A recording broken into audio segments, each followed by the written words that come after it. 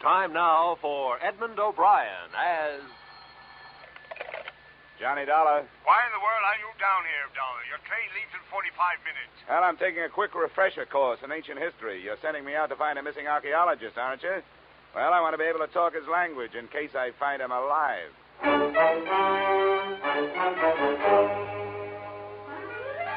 Edmund O'Brien in a transcribed adventure of the man with the action-packed expense account. America's fabulous freelance insurance investigator. Yours truly, Johnny Dollar.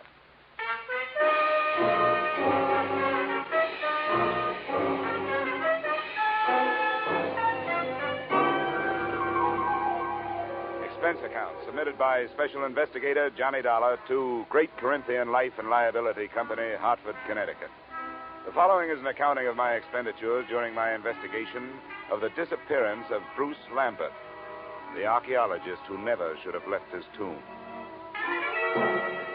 Expense account item 1, $7.50 railway and taxi fare from my Hartford apartment to room 317 Brighton Arms, New York City, a hotel whose front rooms had a depressing view of an 81st Street mortuary.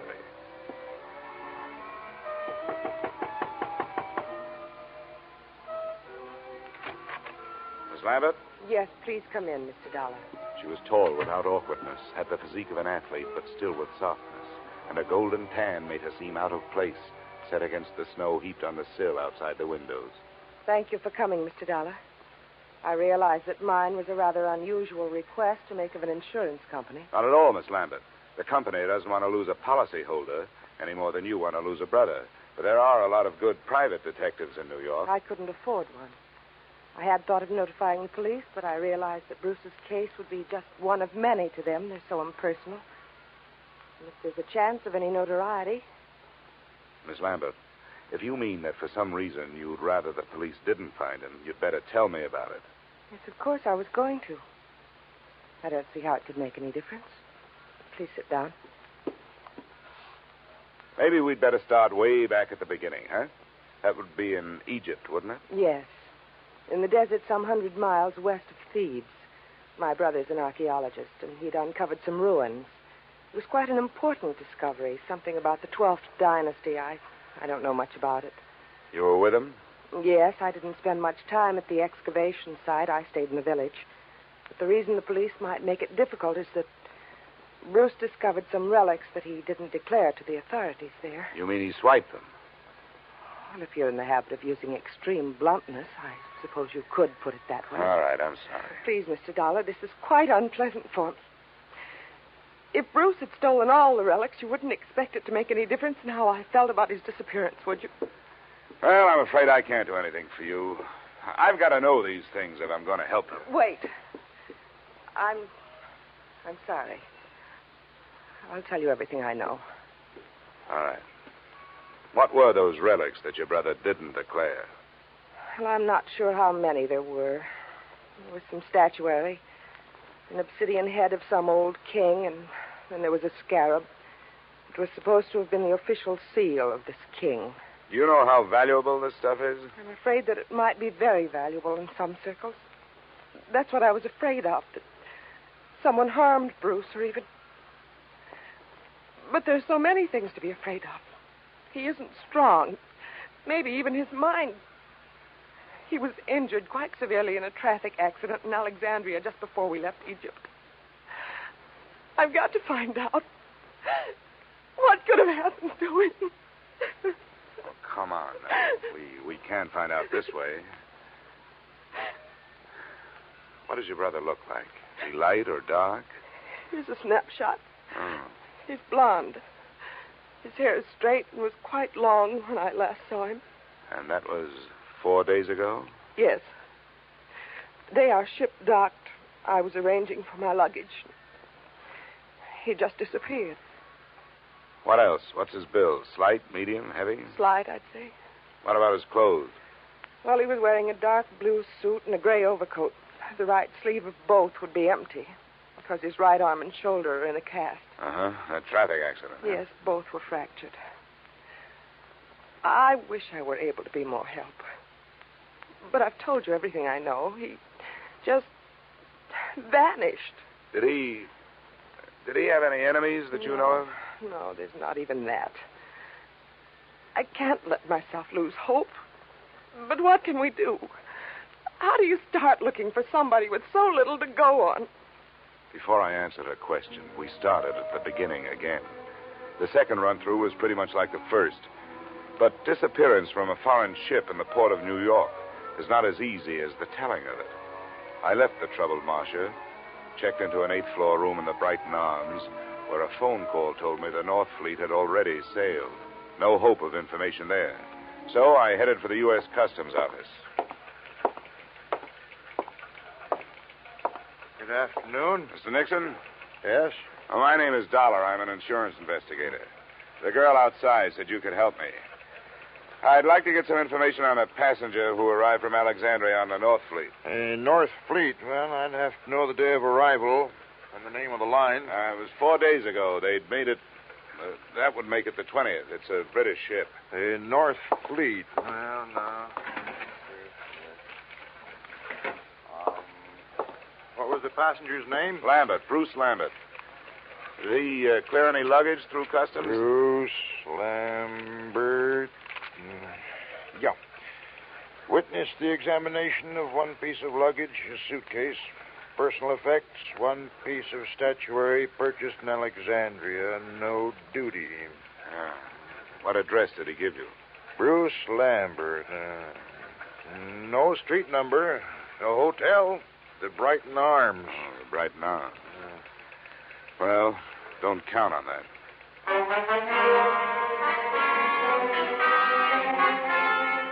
Expense account item 2, $30, which, with my ID card, helped impress the cab drivers who worked the entrance to the pier where the North Fleet had docked. Checking these cabs took the whole afternoon, and midway through it, I realized I wasn't the only one interested in that particular hack stand. I wasn't sure at what moment I'd actually noticed him. He was doing a very bad job of hiding behind a Journal American on the other side of the street. All I could see was the lower half of an overcoat, the same of some razor-sharp trousers, and some pointed shoes. But I began to feel his eyes looking at me as I went on with my questioning. That finally paid off through the mouth of driver number 782. You know, you meet all kinds in this business. Some you forget, and some others you remember. Yeah, well, do you remember a guy with his arm and shoulder in a cast? And something you learn in this business. That's to read people's faces. You get to know a deadbeat before he gets a chance to deadbeat you. And you catch on if a guy is scared of something. Well, if he was afraid of something, it's not me. He's been reported missing by his sister. I've been hired to find him. How much does $10 buy? You know, maybe he don't want to be found. Is that what you think? Sure. He paid me more to climb up than you offered. Well, I've got more. What are you going to do with him? I want to talk to him. I want to find out if he's all right. If he wants to stay lost, that's his business, not mine. How's 25? Get in, my boy. It's not very far from here.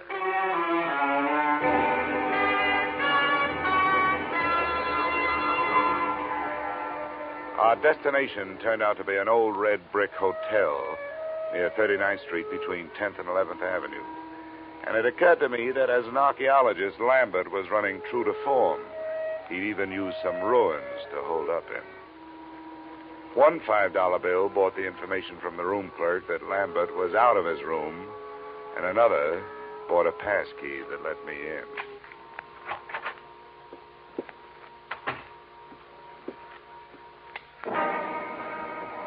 The first thing to catch my eye when I switched on the light was a black piece of statuary shining dully on a chipped bureau, a crowned head with exaggerated features sculptured in obsidian. I posed myself this riddle. If it was so valuable, why didn't Lambert take better care of it? But before I had a chance to try for the answer, a foot nudged the door open behind me.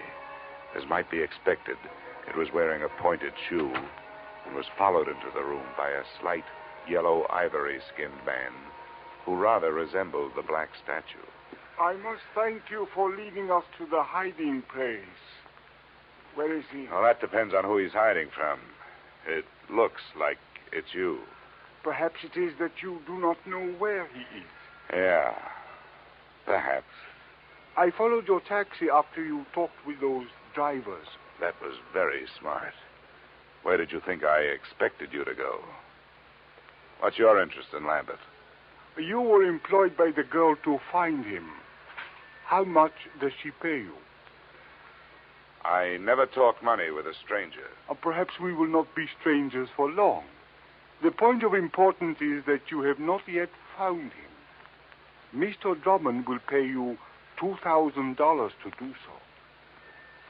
Mr. Drummond is generous, but what makes you so sure I haven't found Lambert? Because he is not here. Well, that only means he's someplace else. Please, I have no wish for violence. Well, then put that thing away. In the first place, gunfire, even in this neighborhood, is going to bring the law. In the second place, that's a lady's gun. One of those handbag jobs. You know, you ought to be ashamed of yourself for carrying it. Please, I have no wish to use it. And get rid of it.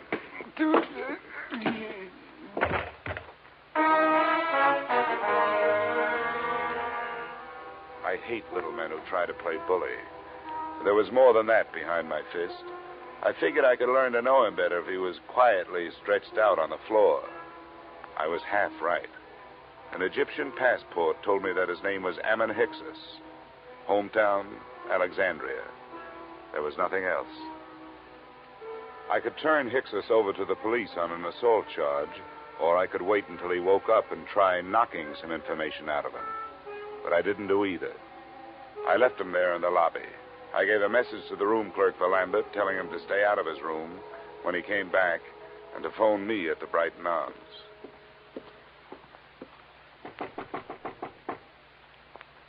Who is it? Dollar. Oh, just a second. Is there any news? Did you learn anything, Mr. Dollar? Yeah, I made some progress. I met Ammon Hyksos. You told me your brother didn't have any enemies. That little Egyptian is out looking for him with a gun. Why'd you lie to me? I have no right to ask you to believe me now. That's so true. But I wish you would. Please come here and sit down. No, thanks. You sit there and I'll stand here.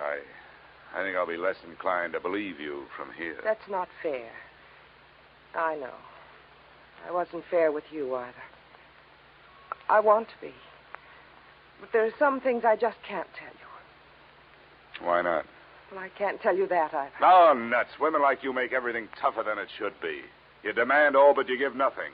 You ask to be trusted, and you won't trust. You make yourselves look soft when you're as hard as steel. You've got warmth, but you only turn it on when you get something out of it. You're wrong. I was trying to help him. Or us. I had to lie. Look, I started this thing wanting to help you. There was something personal about it. But you wanted me to do things your way and not mine. Well, we just stopped doing that. Please leave me alone. Just go away. Go back to Hartford and forget you were ever here. I wish I could.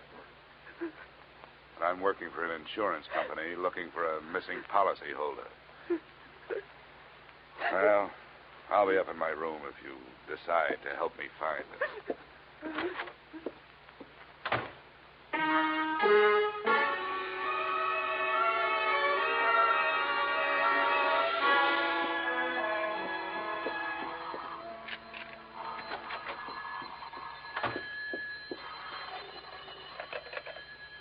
Yep, Is this Mr. Dollar? that's right. This is Bruce Lambert. I got your message to call.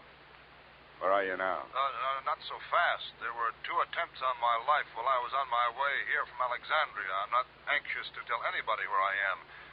How did you get into this? Marcia called your insurance company when you took the run out. They hired me. Good for Marcia. Is she all right? Well, that depends on your point of view. I suppose she's being the helpful sister to you, but for me, she's done nothing but act mysterious. I don't get it. She won't tell the truth about you. I hope you do better. She told you she was my sister? Well, sure she did. Why shouldn't she? Well, I can't see why she'd do that. She isn't your sister? No, I don't understand it. She's my fiancée. I don't understand it at all. Where is she? I better talk to her. That's a good idea. Room 317, Brighton Arms. I'll be there with her, waiting for you.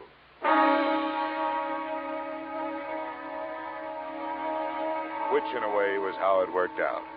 Except that I waited for him in the corridor outside her room. I left Marcia where I found her.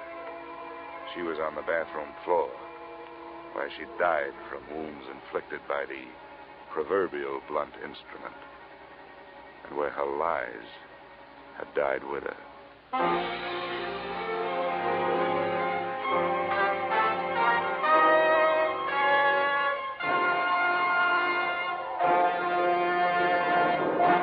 In just a moment, we will return to the second act of yours truly, Johnny Dollar. But first...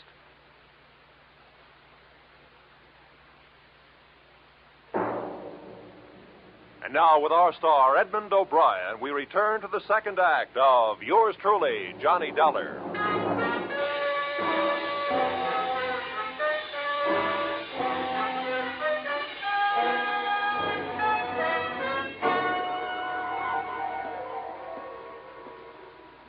Bruce Lambert?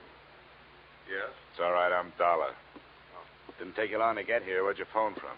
Just around the corner, bar. Why do you ask? Where's Marcia? Marcia's dead. I don't believe you. I want to go in there. She isn't dead. Let me in there. Come on, use your head, will you? There's nothing. Oh, your arm. I'm sorry. Look, you don't want to go in there. Believe me, you don't. There's nothing you can do for her. She can't be dead. She can't be. Come on. Where? Why? I want you to come up to my room with me. You've got to do two things. First, give me every reason you can think of why this should have happened. And then, before the police get here, you'd better start rehearsing a story of your own.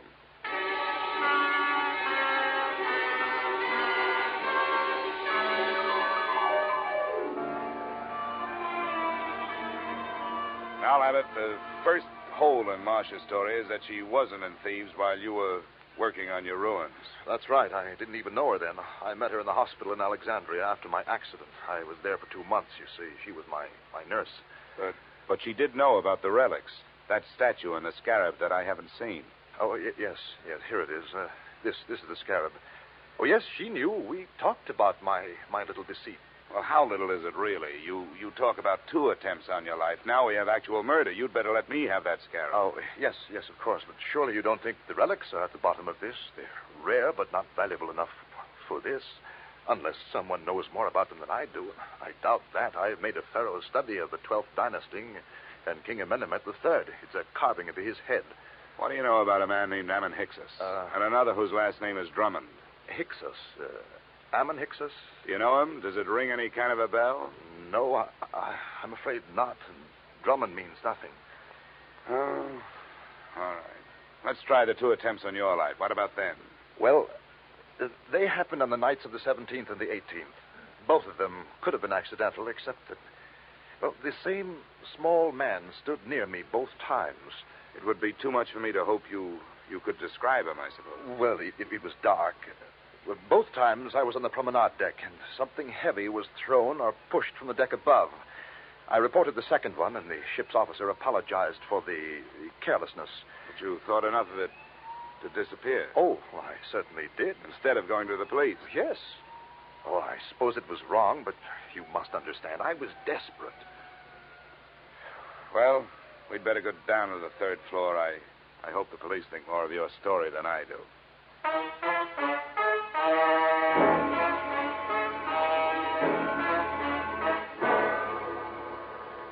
In 20 minutes, room 317 really looked like a murder scene. The place was swarming with New York's finest, white with fingerprint powder and blinding with flash bulbs. The lieutenant to whom I made my statement looked as if he thought I was as crazy as I thought everybody else in the mess was. But then he changed his mind. Dollar? Hey, where is that insurance stick? Here I am. Him in the bathroom. Oh, there you are, Dollar.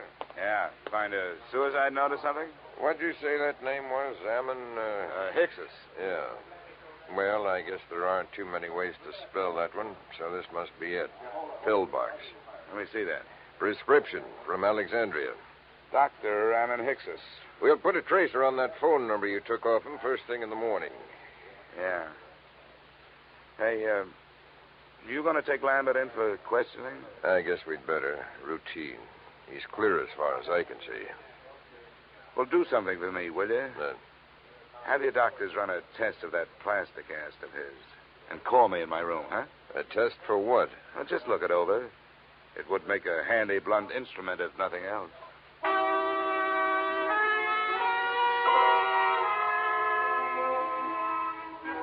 Expense account item 3, $7.50. A few late cocktails, a rare steak, and coffee in the Brighton Arms dining room. After which I picked up an armful of extra editions so I could catch up on what I'd been doing. I self-operated my way to the 8th floor and started toward my room. I was looking forward to a hot shower, but I didn't get it. I was still looking forward, but into a familiar gun muzzle. This is the one, Garrett. Ah, yes, Mr. Dollar. May I introduce myself, sir? Garrett Drummond at your service. Our meeting has been postponed too long. Well, there's a difference of opinion on that. You will please open your door. How can I refuse that pint-sized invitation you're still carrying? After you, sir. And I needn't remind you that my friend here is prepared for any rash move upon your part. Look, I'm tired. I don't have a rash move left in me. Close the door, Ammon. I suggest that you sit there, Mr. Dollar, in that unsightly straight-back chair. Thanks a lot. And now, sir, I shall plunge right to the point. Where is that scoundrel, Bruce Lambert? Well?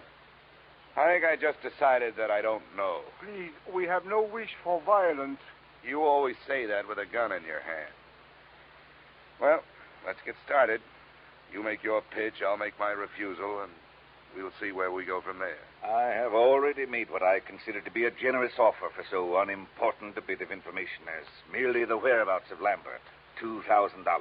But if it will expedite matters, I am prepared to expand my offer by another 1,000 on the spot, sir. The higher you bid, the greedier I get. What makes Lambert so important to you? A problem which is entirely out of your province, my boy. How much do you know of Egyptian legends, sir? Oh, no more than $1 worth. Ah, pity.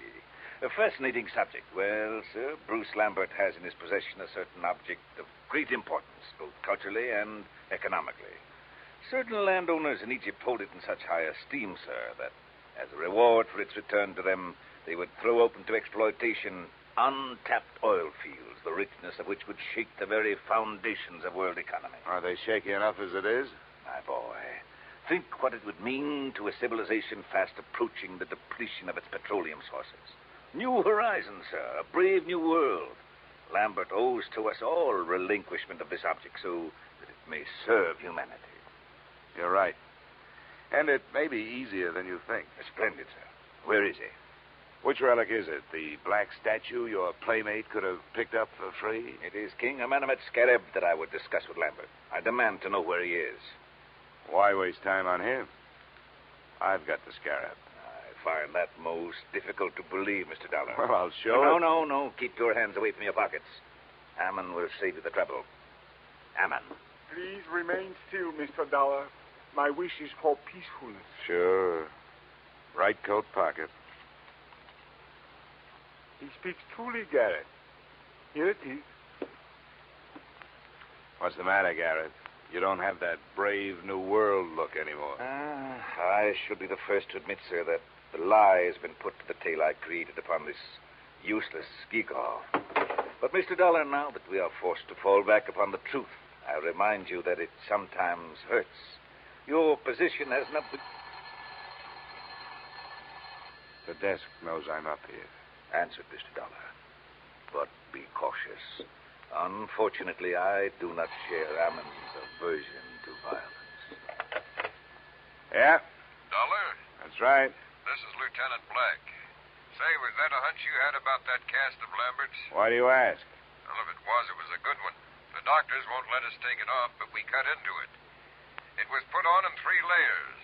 The middle one was wrapped in narcotics. Yeah? Don't be so modest, Dollar. There must be $300,000 worth.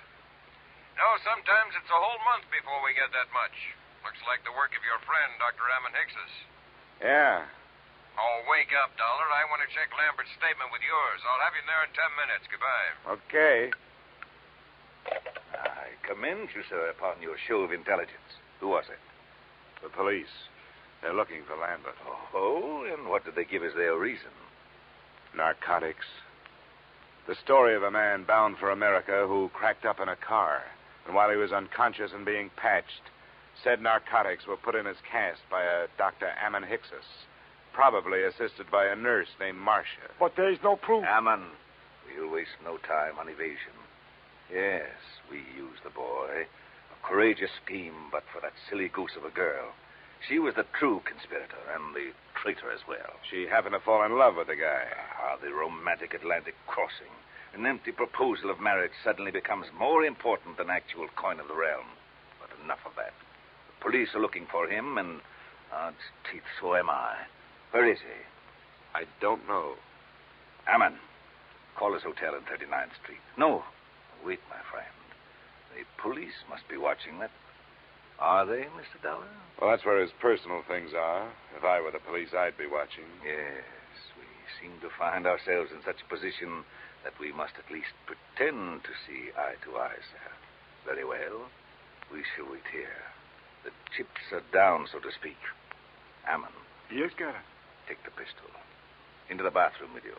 With the door slightly ajar, you shall have a splendid command of the arena, as it were. Yes, Garrett. And remember, the stakes are high. Yes, Garrett, I will remember. And now, Mr. Dollar, it would seem that little remains but the waiting.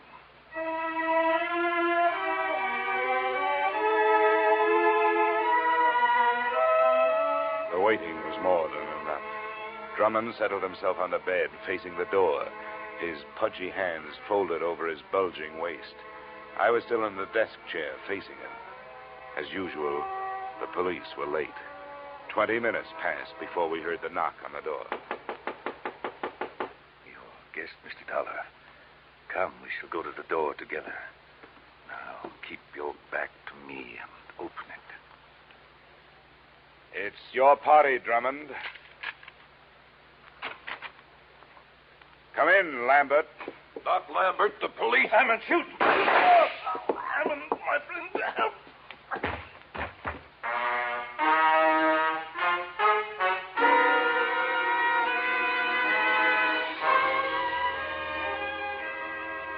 Drummond's wound wasn't half as excruciating as his call for help. The doctors report that his shoulder will be in a cast, that as soon as the state of New York can gather a jury, he will stand trial on the charge of first-degree murder.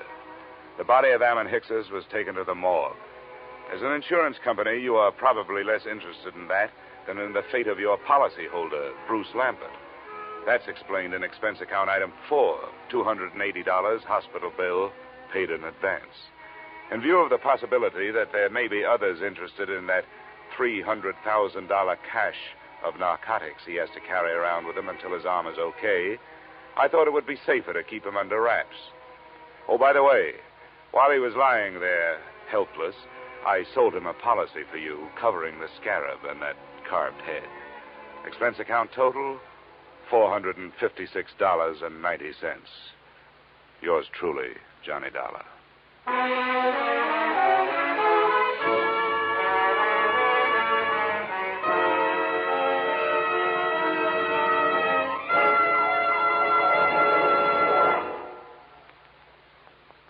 Yours truly, Johnny Dollar, stars Edmund O'Brien in the title role and is written by Paul Dudley and Gil Dowd with music by Leith Stevens. Edmund O'Brien can currently be seen starring in Harry M. Popkins' United Artists production, D.O.A. Featured in our cast were Virginia Gregg, Jay Novello, Ed Begley, John Daner, and Pat McGeehan. Yours truly, Johnny Dollar, is produced and directed by Jaime Del Valle.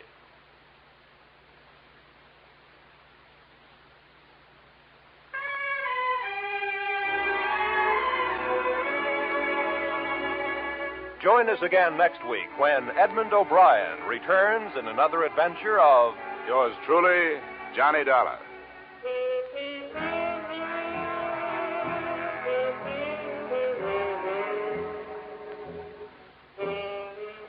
$54,000 is burning a little old hole in that little old jackpot of Sing It Again this week, just waiting for somebody to light up the right answer and drop the cash and prizes in his lap or her lap.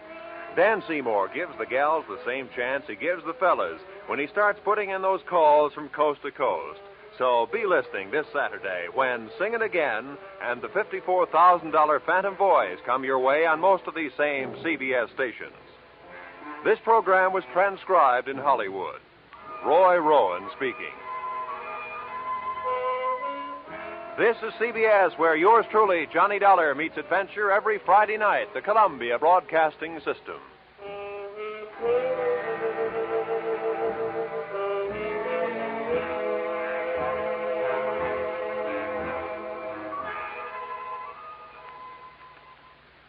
Time now for Edmund O'Brien as Johnny Dollar. Dollar, thank goodness I found you. Why, what's up? You've got to leave for New York, Dollar, immediately. A policyholder, he's afraid for his life. Here we go again. Who's he afraid of? Well, he wouldn't say over the telephone. All I know is, to us, he's worth $100,000 alive. Well, that makes it simple. He must be afraid of somebody to whom he's worth $100,000 dead.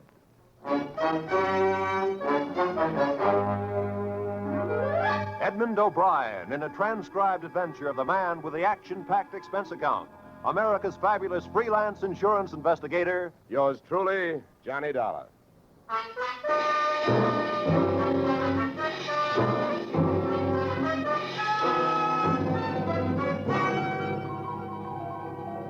Expense account submitted by Special Investigator Johnny Dollar to Home Office, American Continental Life Insurance Company, Hartford, Connecticut. The following is an accounting of my expenditures fulfilling your assignment as a bodyguard. The body being that of your late policyholder, Robert W. Perry.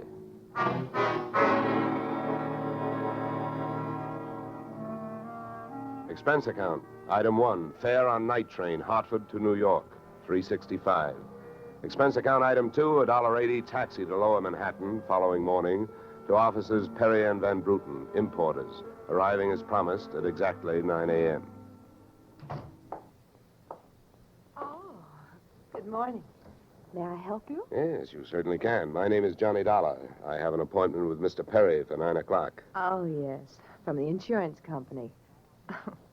Well, you're right on time. Yes, they told me I'd better be, and I'm glad that I am. Mr. Perry just came in. He's alone and waiting for you. I'll buzz him that you're here. Thanks. Come on!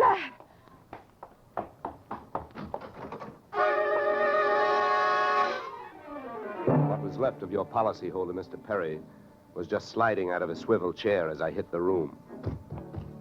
The top of his desk had erupted, and splinters of mahogany pointed their sharp fingers upward through lazy circles of smoke, swirling toward the ceiling.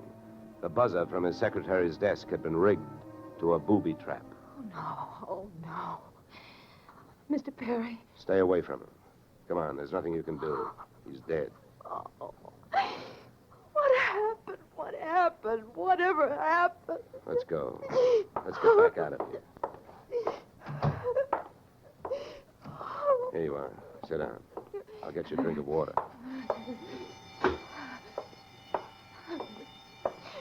Come on, drink this.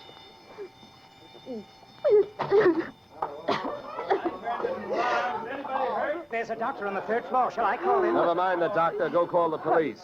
Nobody gets in here till they arrive. Now, the rest of you, go on, run along, beat it, will you? And have the building superintendent turn off that alarm. Okay, miss. Now, take it easy. It was all so sudden. What happened? Well, that's not hard to figure out. Somebody wanted to give your boss, Mr. Perry, a shortcut through life. So whoever it was figured out that a secretary would never buzz a boss unless he was at his desk. They rigged up a bomb somewhere in his desk that would go off when you buzzed him. Oh, then I killed him. Now, wait a minute, will you? Wait a minute. Don't go hysterical on me. There's excitement enough, and there'll be more when the police get here, so you keep cool. But I did it. You saw me do it. Look, honey, the way you put it, I killed him by coming in here and giving you my name so you would buzz him. And I was here to protect him. So drop it, will you? I'm sorry. Now, tell me, what about yesterday? Was Perry here? Yes, all day. What time was it when you last used the buzzer? Why, right up to the last minute, about 5:30. Who left the office first? Oh, Mr. Perry, he always leaves first. I lock up. From the looks of things, you should have used more locks last night. Somebody got in here to do some wiring. Oh, I forgot that fire alarm. Look, before the police arrived, do you know why I was sent here? Oh, yes. Mr. Perry felt that his life was in danger. He thought that, well, with a $100,000 policy, the insurance company would do everything they could to help keep him alive. Oh, we didn't have much of a chance, did we?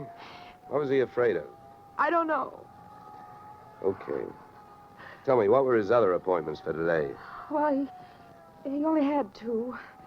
His partner, Mr. Van Bruten, at 11, and later he No, had one at a time, please. Van Bruten.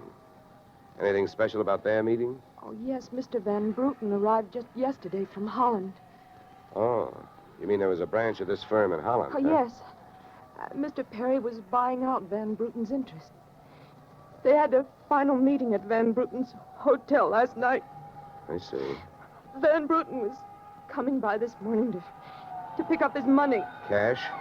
No, a cashier's check. The bank is to deliver it here at 10:30. Well, Perry's other appointment, who is that? Christine, his wife. Now she tells me. Christine, the beneficiary. Yes.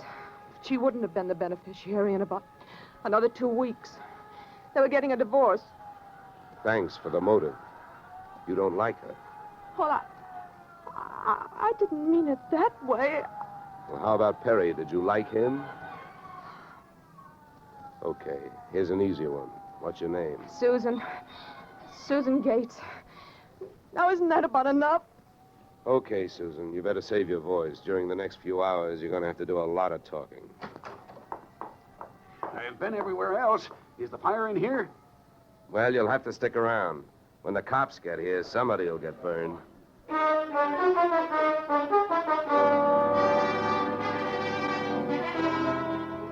The firemen should have stuck around because the cops arrived in a blaze of glory. It was a very high-class investigation, 2 lieutenants. Finally, after about an hour, the police photographer ran out of flash bulbs, the office of the deceased ran out of fingerprints, and the lieutenants ran out of questions. So the on-the-scene phase of the investigation was closed. At about 5 minutes of 11, I left the police packing up their notebooks, their clues, and the body, and went into the outer office. Susan looked like she could use a big, broad shoulder to weep on, but unfortunately, I was wearing my light gray suit. About then, a dark blue suit and a deep green voice entered the room from the corridor. There. There's a fellow out here says he belongs here. His name is Van Bruten. What do you think? His name is on the door you just opened. Oh. Well, now, my name happens to be Murphy, and it's on bids all over the country. But that don't mean I'm stuffed with feathers, does it? Well, never cross tongues with an Irishman. All right, send him in, officer. All right, you can go in. There's a policeman out there. There's trouble here? I am Bramer van Bruten. Where is Mr. Perry? What? He is waiting for me, no? No. But my appointment... He's not keeping any. He's dead. Dead? Oh, this is not possible. Last night I saw him. He was well. What happened? He was hit by a buzz bomb. A buzz bomb? Oh, please. You mean there was foul play? Yes, it was very foul. Oh, please. I may sit down. My first visit in all these years since before the war. It was to be so happy. But now tragedy like this. He was a good man, a good partner. I understand that as of last night, you were no longer partners. Yeah. I am glad you mentioned that. I realize, of course, that it is indelicate to speak of such things as money at a time like this, but that is why I am here, to receive my payment. Just because Perry got his, there's no reason for you not getting yours, huh? Oh, but you misunderstand me. I am deeply grieved, but, well, since the transaction was consummated, what is there to do? A delay would be a needless waste of money. I have already paid for passage back to Antwerp tomorrow. Your check is here, Mr. Van Bruten. Oh. Here you are. Thank you. In all of my years of business, this is indeed the saddest moment. Yeah. Well, if I didn't have some work to do, I'd sit down with you, and we'd all have a good cry.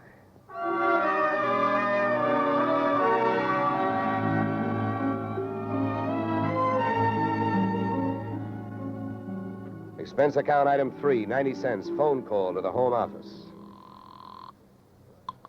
Mr. Gordon's office. Look, honey, this is Johnny Dollar. I want to speak to Mr. Gordon. While I'm telling him what I've got to tell him, maybe you'd better sit there in his lap with some smelling salts. I'm not that type of a secretary. Besides, he doesn't have a lap. Hello, Dollar. How are you making out? Out? About $100,000. What's that? Yeah.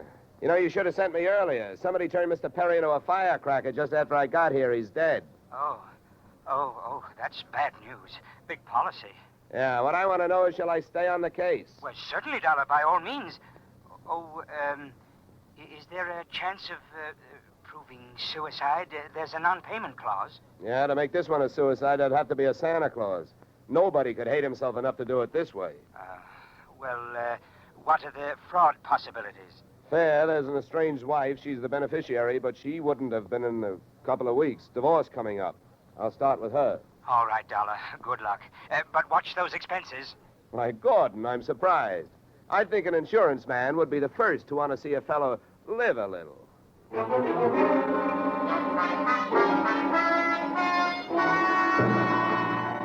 Christine Perry's apartment was on Sutton Place overlooking the East River. I took the elevator up to the 24th floor, and there I discovered that our garden-fresh widow was living high in more ways than one. Everything about the place was French. The maid who led me into the living room through a long foyer, the decor, and the perfume which reminded you that breathing can be fun. I looked up from enjoying my nose to see Mrs. Perry looking down hers. Mr. Dollar, Mrs. Perry. I believe we can dispense with the social amenities. You're an insurance investigator, interested in the death of my husband. So naturally, you're here because you've jumped to the conclusion that I killed him. You're the one that's jumping to conclusions, lady. And careful you don't break your leg. What do you want? The policy's in order. Premiums are fully paid. You know, I'm not quite sure what I want. I know that you've got a great motive. So far, the only motive I've found. You haven't had much time to look, have you? Check. This is my first stop. Maybe you can help me. Do you know anyone who would be happier with your husband out of the way? I know very little about my husband's friends. For that matter, his activities for the past 6 months. That's when I left him. Well, that's not much help for either of us. You know, without someone else to suspect, I may just have to concentrate on you. Mr. Dollar, I picked the men I want to concentrate on me. I hope you're as long on alibis as you are short on temper. Where were you last night? With a friend, Al Donovan. For a while, the same place my husband was. And I have witnesses to prove who was with him. Anybody at the Clover Club can tell you. Save me a trip. I can't afford the prices they get over there. Certainly. A pleasure. My husband was with his beautiful little secretary, Susan Gates. Well, I wouldn't be more surprised if your late husband walked through that door and said... All right, mister, that's enough. Al! Yeah. How much did you hear? I'm a big guy, baby, 6'4". I've got big ears to match. Al, please. Would this be Mr. Donovan, your companion of last evening? I'm getting you out of here, Christine. Al, you don't know what you're saying. You lie to me. How can I help you if you lie to me? You call me stupid. The way you're playing this, you'll alibi yourself right into a cell. Now, I'm getting you out of here. What are you doing to me, Al? You're crazy. Come on. She's right. You are stupid, Donovan. She was doing just fine till you dropped in. Mister, you've been asking a lot of questions. Now I'm going to give you one answer. All right, Christine. So much for the wise guy. Now, about you and your alibi. You wasn't with me at the Clover Club last night. And if it's so easy to prove that your husband was there with his secretary, who were you there with? Remember, baby, you told me you were going to be with your husband. When Al measured me for that swing, I measured my chances with him. To me, he looked like one of those corporate assets of Murder Incorporated. So I rolled with the punch and kept my eyes closed and ears open. What I heard was Christine's alibi flying out the window, Mr. Donovan giving her a few loving cuffs, and finally, the pair of them flying out the door. Just then, the noon whistle blew somewhere in New York, and I decided to allow myself the luxury of 1 full minute for lunch. In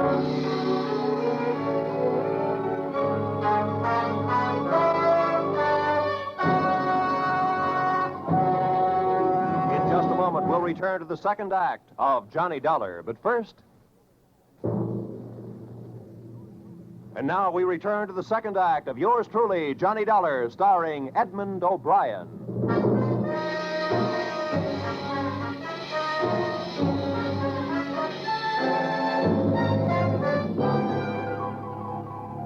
I spent the minute I took out for lunch eating a handful of Mrs. Perry's bonbons on the run. I hit the street just in time to see Donovan pushing Christine Perry into a cream-colored convertible. When they got rolling, I piled into an even yellower vehicle with a meter on it and started off crosstown playing tag through traffic. At 57th and Broadway, things got complicated. My cab was 3 cars behind them when a red light flashed them to a stop. Then the door of their car flew open, Christine dashed out across the street and melted into the river of humanity flowing down into the subway. Since Al Donovan didn't follow her, I followed him. When he finally pulled to a stop, he took 2 chances. He parked in a no-parking zone and walked straight into the building beside it, a police station.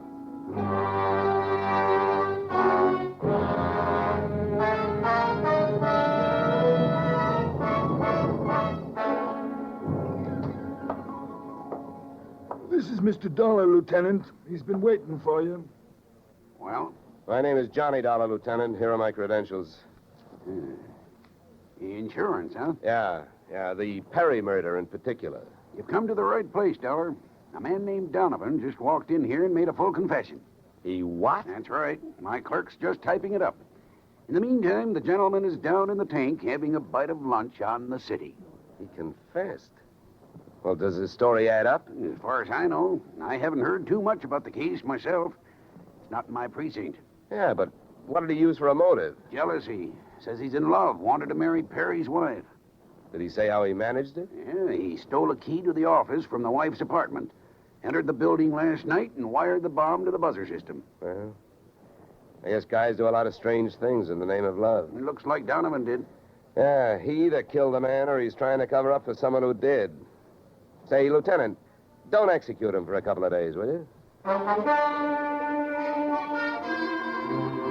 I spent the rest of the afternoon downtown in the offices of Perry and Van Bruten, importers. The partners' correspondents told me 2 things. They had been extremely friendly, and Van Bruten was extremely bald. Perry had been sending him toupees from a famous Hollywood makeup firm. At 4:30, I got to the employment files, which rocked me with 2 minor explosions of their own. First, I learned that Al Donovan had been employed over a period of years as Perry's bodyguard, and that he had been canned the day before the murder. That confession of his, which had been a little hard to swallow, was suddenly more digestible. On top of this came blast number 2. The employment application of Perry's secretary, Miss Susan Gates, informed me that during the war, she had worked in a munitions plant, her specialty, wiring bomb fuses. When Miss Susan Gates reached home at 8:30, she found a visitor, me. Oh. How did you get in here? Professional secret. Oh, you scared me. What do you want? Why did you come here this way? I wanted to bring you the good news. I heard on the radio that Al Donovan confessed to Perry's murder. Al? I can't believe it. Why not? Who do you like for the spot? Why, Christine. Al is covering up for her. Well, I'd like to agree with you. If it turns out that Christine wound up her husband's life with a bang, the company that hired me saves $100,000. But I don't know. She claims she has all kinds of alibis. One of them is you. Me? Yeah. Did you see her at the Clover Club last night? Oh, yeah. Well, yes, Yeah, I know who you were with. Your boss. There's nothing wrong with that. No. I'm not preaching a sermon. I want to know who she was with. I don't know. A man I'd never seen before. Mr. Perry knew him, but he wouldn't tell me who he was. Why not? I don't know. He said I might get the wrong idea. About what? I don't know. We didn't sit there and talk about it all night, so why should we sit here and talk about it all night? All right. Good heavens, when a census taker shows up and asks a lot of questions, people answer them. When an investigator tries to do his job, they make the proverbial clam look like a blabbermouth. Look, Mr. Dollar, believe me. This has been a greater shock to me than to anyone else. Yes, excepting, of course, your late employer, Mr. Perry. How long did you work for him? 4 years. Where'd you work before then? Well, I worked... Let me help you. Bombs, huh? Wiring fuses. Remember? All right. I remember. Good. Maybe you'll remember a little more. Let's go back to last night. The guy with Christine Perry, who was he? I tell you, I don't know. Was it Van Bruten? I don't know. You don't know? No. I'll get that. No, I'll go. Just make sure you don't keep going. Susan! When Susan snapped the spring lock to open the door, the gun outside opened up. The first slug caught her in the left shoulder, spinning her out of the way of the rest of them. It was getting monotonous. Every time a buzzer went off, things started booming. Susan was sprawled out on the floor in front of the door, and to open it, I had to move her. By the time I did, the hallway outside was empty. Okay, now, take it easy. Come on. Won't start hurting for a couple of minutes. We'll have a doctor here by then. He'll give you something. Please, try to keep calm. Here, what? I'll throw my coat over here. Now, try not to move. You're going to ruin this rug. Never mind the rug. What we want to worry about is who tried to ruin you. What'll they do to me? What'll who do to you? They'll arrest me. They don't arrest people for getting shot. You have any idea who it was? That man in the office this morning. The one who picked up the check. Van Bruten? No, he wasn't Van Bruten. He was a phony? Yeah. And you still gave him that check? Yes. Well, I won't ask you why. You gave him that check and then tried to blackmail him. Is that right? They'll arrest me. I wouldn't be surprised. Who is this guy? Where can I find him? Come on, don't pass out on me now. His name, quick, come on. Then Sam. Where's he live? Marsden Hotel. Under his own name? No, I don't... I don't blame you. I could use a few moments of unconsciousness myself. The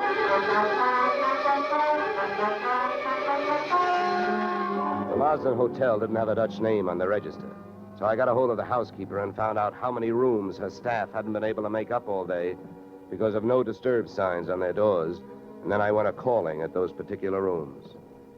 On the 9th floor, I wakened one old maid.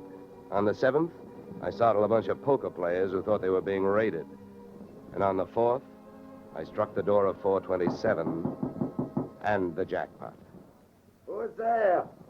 Don't you see the sign? I do not wish to be disturbed. Sorry, I must have the wrong room. I started up the hall after the fire axe. When I got to it, I changed my mind. Out of the few things I learned about this guy, Van Sant, was that he loved to shoot people through doors. So I decided against trying to chop his down. Then I remembered the way those people came pouring out of those offices earlier in the day when they heard that fire alarm. So I picked up the little red hammer next to the big red fire axe, broke the little glass window, pulled the little brass hook, and set off a big brassy noise. And then I rushed back to 427. Fire! Fire! Hey, fire! Fire! There's a fire. Right here in my eyes, sweetheart. Why you come here? You wish you don't? Never mind the dresser. You're through shooting guns. What do you think, Van Sant? You want to try some more? You cannot make me stay here. It's a fire. We will all die. You'll look good barbecued, but I'll make a deal with you. You talk, and if I like what I hear, I'll show you how to get out of here alive. How I know this? You don't think I'm going to stay here and fry, do you? And if you don't start flapping that tongue in a hurry, I'll probably just tie you to a chair and run. So first, where is the real Van Bruten? You will find him in the bedroom. Yeah? He'd better be alive. He's out cold. What's the matter with him? He will be all right. He's under sedatives. Where did this identity switch start? Come on, hurry up, talk. I smell smoke. I knew Van Bruten from Antwerp. I know about the sale of his interests. I know the girl in the office here had never seen Van Bruten. Look, we go now. Don't get up. Come on, keep talking. I can feel it getting warm in here. Ah, the firefighters. We will be safe. Don't be too sure. They always start at the top floor and work their way down. Come on, I can hear those flames crackling. You know the rest. Last night, when the transaction was all finished with Perry, I gave to Van Bruten some sedative in his cocoa. So you set up that bomb so Perry'd get it before you showed up to pick up the check, huh? Yeah, I told you that. How the girl knows I am an imposter, I don't know. Well, let me tell you. She's been sending old Van Bruten toupees for the last 4 years. Gray ones, my red-headed friend. I can stand up now. We go out from here, no? We go out from here, no? Yes, out cold.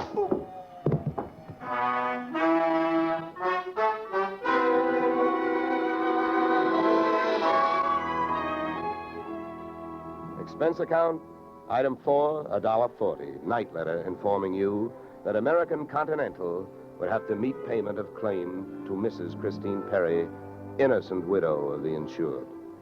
The only thing she was guilty of was trying to stay on the right side of a hot-tempered boyfriend. She lied about who she was with at the Clover Club, not to fix herself an alibi, but to keep Al Donovan from learning that she'd been out with another man. That man being the real Mr. Van Bruten, who had only taken her out to try to talk her into reconciling with his friend, her husband. Expense account item 5, $100. Fine for turning in a false alarm, which, since you're paying it with me, is just fine. Expense account total, $463. Yours, truly, Johnny Dollar.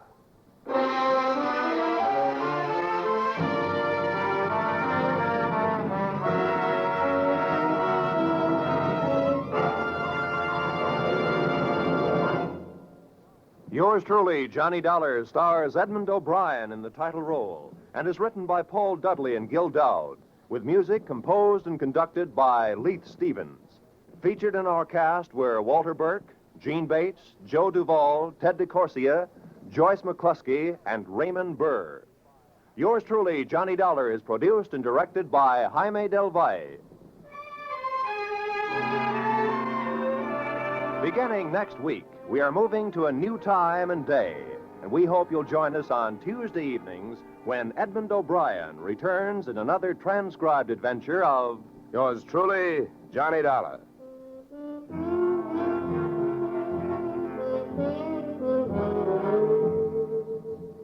You, Mrs. Bloom, Molly Goldberg's famous invitation to fun in the Bronx now echoes across the country each Saturday night on CBS. It's the same fine brand of comedy mixed with a tear now and then that's made Molly and her whole family, Jake, Sammy, Rosalie, and the others, favorites for many years. CBS invites you to hear the Goldbergs on most of these same CBS stations this Saturday and every Saturday. This is Roy Rowan speaking.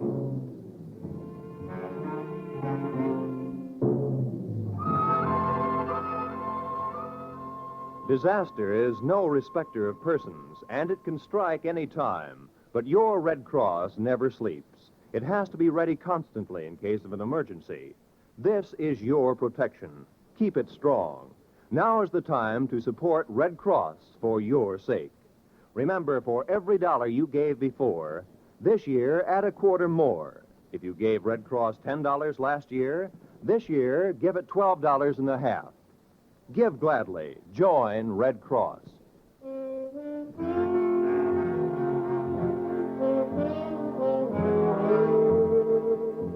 This is CBS, where yours truly, Johnny Dollar, meets adventure next Tuesday night, the Columbia Broadcasting System.